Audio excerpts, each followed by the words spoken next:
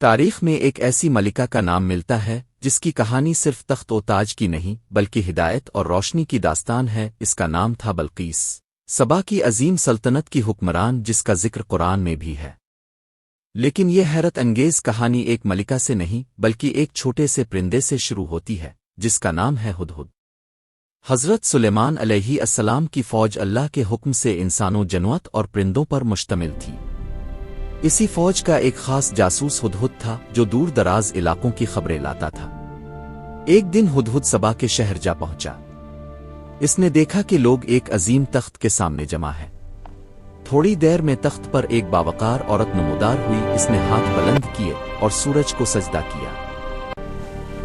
اے سورج دیوتا، تم عظیم ہو! سارا شہر اس کے ساتھ جھک گیا۔ ہدہد کا دل کانپ اٹھا۔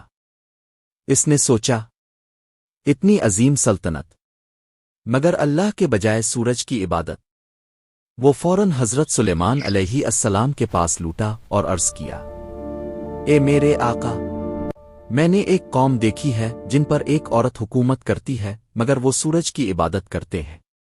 حضرت سلیمان علیہ السلام نے ایک خط لکھوایا، اللہ رحمان اور رحیم کے نام سے میرے مقابلے میں سرکشی نہ کرو اور اللہ کے تابع ہو جاؤ۔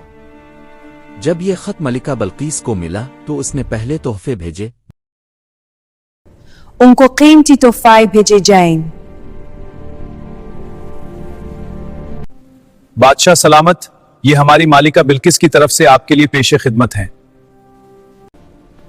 اللہ نے مجھے جو دیا ہے وہ تمہارے مال سے بہتر ہے۔ میں دولت نہیں، حق چاہتا ہوں۔ کیا حکم ہے ملکہ عالیہ؟ میں خود ان سے ملنے جاؤں گی۔